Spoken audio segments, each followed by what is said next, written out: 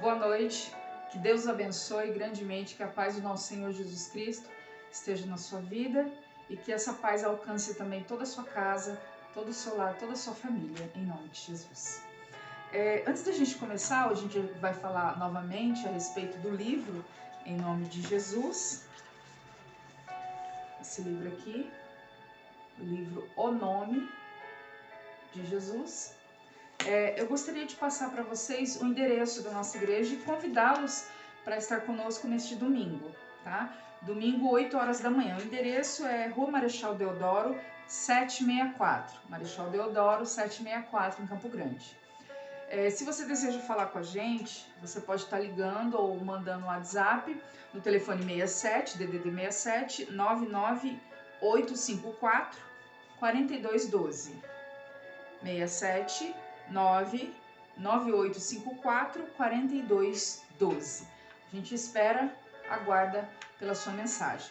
Você que tem alguma dúvida, você que quer o endereço, a localização da igreja, a gente manda pelo WhatsApp, ou você mesmo que quer uma oração, a gente faz oração pelo telefone.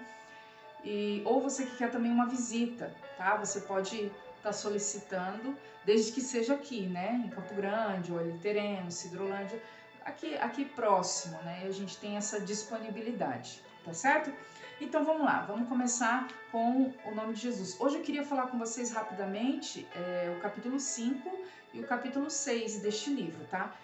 Vou procurar ser breve com as minhas palavras para a gente poder passar pelo capítulo 5 e pelo capítulo 6. Antes da gente ir para o capítulo 5, eu gostaria de conversar com vocês a respeito de comunhão. Comunhão com o nosso Deus. A gente tem batido nessa tecla que a gente precisa ter uma comunhão com o nosso Deus para que o nome dele seja eficaz na nossa vida. Então, se a gente está passando por algum problema, se alguma maldição tem assolado a nossa casa, a nossa vida, a gente clama, a gente ordena em nome do Senhor Jesus que todo mal saia e ele vai sair, desde que tenhamos uma comunhão com Deus, desde que tenhamos uma comunhão com o nome, com o dono do nome, que é o Senhor Jesus. Tá? Então eu quero comentar com você a respeito lá do livro de Gênesis, quando o Senhor, na viração do dia, ele sempre chegava para conversar com Adão, e naquele dia o Senhor veio, como todos os dias, para conversar com Adão, porém não achou, não encontrou. Aí você pode pensar, mas poxa, Deus ele não é um Deus onisciente, onipotente, onipresente? Por mais que Adão estivesse escondido, porque foi esse argumento que Adão disse, olha, eu estava nu, estava com vergonha, por isso me escondi. Mas se Deus é tão poderoso assim, como é que ele não encontrou Adão? Se os olhos do Senhor estão por toda parte. Porque esse versículo, ali no livro de Gênesis capítulo 3, versículo 9 e 10, ele traz um breve ensinamento. Como assim? Porque Deus ele não procura o João, Deus não procura Maria, Deus não procura o José, Deus não procura a Beatriz, Deus ele não procura a Carla, Deus ele não procura o Francisco, mas ele procura a comunhão que essas pessoas têm para com ele. Então, quando o Senhor chegava para ter com Adão na viração do ano, para conversar com Adão, havia aquela comunhão, entendeu? Então, quando o Senhor vinha na viração do ano, comparecia na viração do ano, então ele buscava por aquela comunhão, para permanecer na comunhão. E quando ele, naquele dia, ele chegou e ele não encontrou, o que ele não encontrou? A comunhão, porque ele busca pela comunhão. Então, às vezes você fala, Deus não tem ouvido a minha oração, mas você está em comunhão com Deus? Tem até um ditado, eu falo que é um ditado crente, que fala, olha, a sua oração, ela bate no teto e desce. E às vezes tem acontecido isso com você. Você fala, você ora, você ora, e você chora, e você clama, e parece que Deus não ouve a sua oração e de repente você não tem uma comunhão com Deus e por isso você olha e você cai em si, que parece que realmente Deus não está ouvindo a tua oração. Por quê? Porque lhe falta comunhão. Como eu disse, quando Deus ele aceitou a oferta de Abel, sabe aquela história de Abel e Caim? Caim ficou com inveja do irmão, com o ciúme do irmão, acabou matando Abel, porque Deus recebeu a oferta de Abel, porém de Caim não. Se você analisar o texto, Deus primeiro ele recebe a vida de Abel, para depois recolher a oferta que Abel estava lhe apresentando. Então, quando você ora, quando você fala com Deus, a primeira coisa que é reconhecida não é a sua voz. A primeira coisa, entenda muito bem isso. Quando você fala com Deus, quando você ora, a primeira coisa que é reconhecida não é a sua voz, não são as palavras que saem da tua boca, não são os versículos que você está citando, mas a primeira coisa que é reconhecida, a primeira coisa que é recepcionada nos céus, nos ouvidos do Senhor, é a sua comunhão. Se de fato que realmente você fala, condiz com o seu comportamento, condiz com o seu testemunho. Então é isso, a primeira coisa que chega até Deus, a sua comunhão, o seu testemunho. Tá, então vamos acordar. Crente, você que é cristão, você que é crente, você que é reconhecido como evangélico, né, ou protestante, eu não sei como que você se denomina, mas você que crê em Cristo. Então é o momento da gente rever, sabe, rever não os nossos conceitos, mas o nosso comportamento. Porque se eu estou indo na igreja, o conceito que eu tenho é verdadeiro, porque o que é pregado na igreja é o Senhor Jesus. E o Senhor Jesus é o caminho, a verdade e a vida. Então, se eu estou indo na igreja, ouvindo a palavra de Deus, eu estou ouvindo a verdade. E essa verdade que vai mudar a minha vida. Então, a gente tem que rever os nossos comportamentos. Porque os conceitos, nós já sabemos, nós somos ensinados todas as vezes que vamos à igreja. Todas as vezes que a gente recebe uma mensagem no WhatsApp falando de Jesus, falando que Jesus ressuscitou, que morreu por todos os nossos pecados e que hoje Ele é um Deus ressurreto. A gente ouve a todo momento a respeito do Senhor Jesus. Então a gente tem um conceito, sim, real e verdadeiro. Então a gente tem que rever o nosso comportamento. Será que realmente temos comunhão com Deus ou estamos nos escondendo?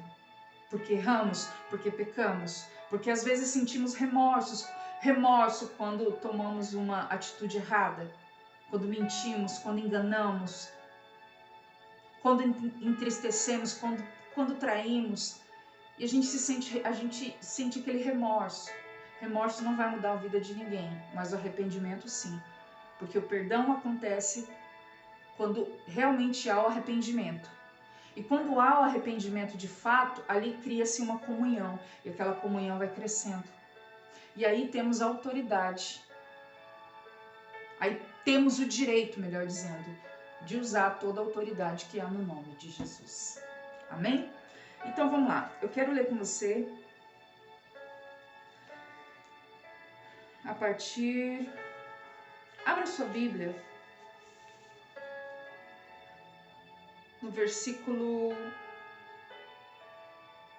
de Marcos. Eu já tinha mencionado Marcos com vocês, mas eu li acho que só o 16, eu li acho que o 17 com vocês, né? O 16 e 17, mas eu não li o 18. Então eu quero rapidamente, que já se passaram 9 minutos do nosso tempo. Então vamos lá. Eu quero falar com vocês a respeito desse livro, o capítulo 5, que fala de conquista, e o capítulo 6, que fala da autoridade no nome de Jesus. Esses são os títulos, tá? Do capítulo. Então, o capítulo 5 fala a respeito de conquista. Eu vou ler com vocês antes o livro de Efésios, mas eu quero que você deixe no jeito o livro de Marcos, capítulo 16, tá certo? Capítulo 5 fala a respeito de conquista. Como assim conquista? Aquilo que o Senhor Jesus conquistou na cruz, tá? Para nossa segurança. Aquilo ali foi para nos deixar seguro. O nosso Salvador fez isso, para nos deixar seguro. Só que eu quero que você entenda, porque é algo muito importante. Quando é que o Senhor Jesus herdou, sabe, toda essa autoridade, todo esse poder? Ali, se você lê o livro de Atos, é uma boa leitura, você lê o livro de Atos. Se você prestar atenção, ali fala, tu és meu filho, hoje te gerei. O que é esse hoje? É aquele dia, no momento da ressurreição. Então, naquele momento que o Senhor Jesus ressuscitou, naquele momento toda a autoridade, o Altíssimo o presenteou. Ele herdou do Altíssimo. Naquele momento que o Senhor Jesus ressuscitou. Quando ele foi para a cruz, teve morte em cruz, ali foi inaugurado um novo caminho. E ao terceiro dia, quando ele ressuscitou, ali foi lhe dado todo o poder, toda a autoridade.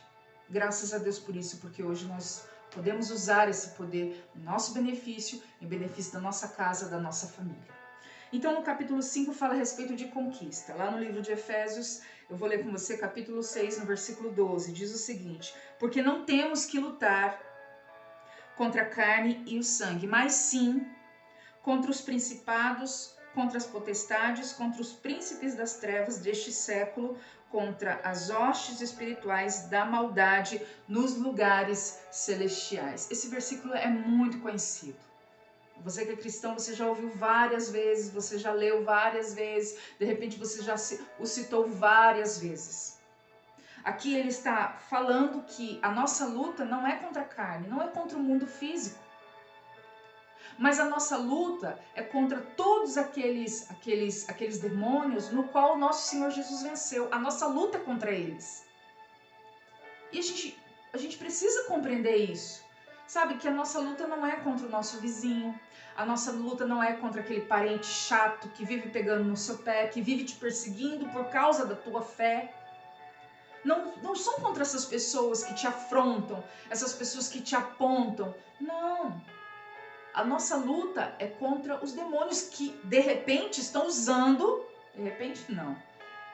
Que estão usando essas pessoas para te atacar, para te afrontar. Então, a nossa luta não é contra aquela determinada pessoa, porque ali a pessoa está sendo só um boneco.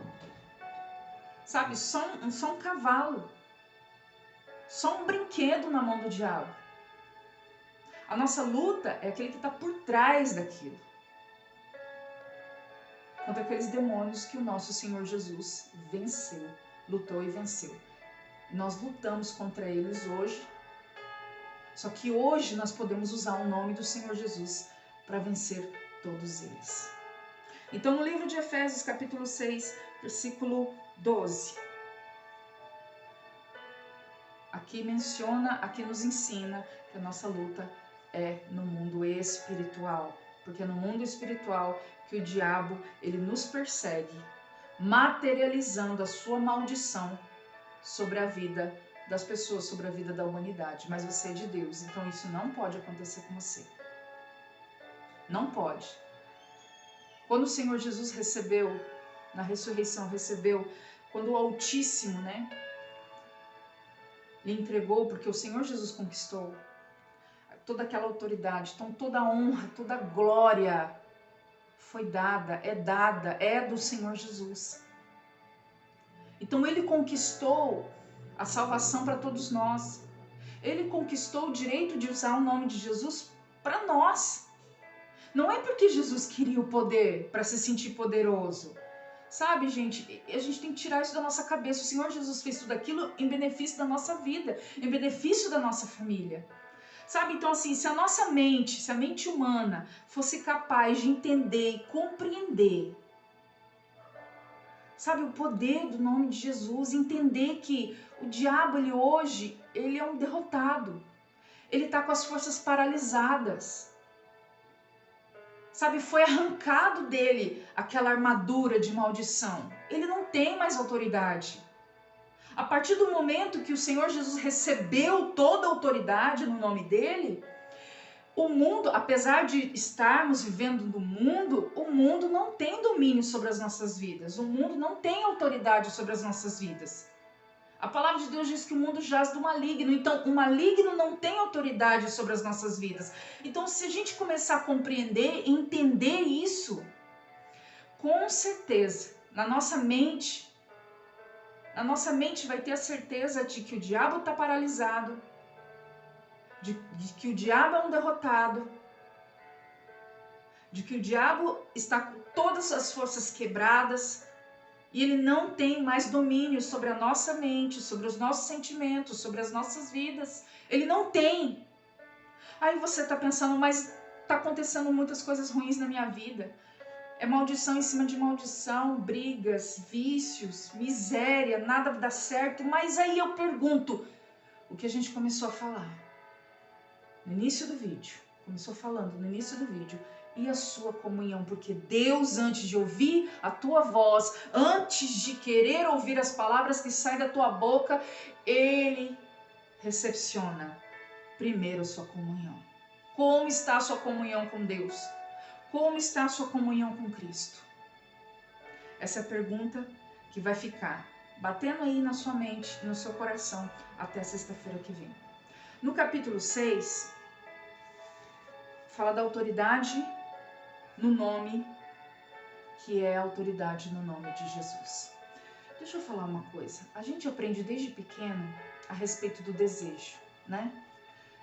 Ensinam pra gente a respeito da fada do dente, ensinam pra gente a respeito do gênio da lâmpada mágica, que você faz lá 3 desejos. Então, isso aí fez e está fazendo parte da infância da humanidade. São historinhas, são contos de fadas que é contado pra gente. E como criança a gente acaba acreditando, mas aquilo vai crescendo dentro da gente. Então, quando a gente fica adulto, a gente acha que é assim, basta desejar que as coisas acontecem. E não é dessa forma. Não é por meio de desejo, é por meio de conhecimento. Conhecimento da verdade, entenda isso. Não é por meio de desejo. As coisas acontecem, a libertação, a salvação, a prosperidade, a bênção na sua vida. As bênçãos do Senhor acontecem na nossa vida não é por desejo, por meio de desejo, mas é por meio de conhecimento. Conhecimento do quê? Conhecimento da verdade. Conhecereis a verdade e a verdade vai te libertar, a verdade vai te curar, a verdade vai te sarar, a verdade vai te fazer uma pessoa feliz. A verdade vai te fazer uma pessoa próspera. Conhecereis a verdade vos libertará. Agora o ponto-chave, o que é a verdade? Ou melhor dizendo, quem é a verdade? Jesus é o caminho, a verdade e a vida. Então, quando eu conheço Jesus, quando eu tenho uma comunhão com Jesus,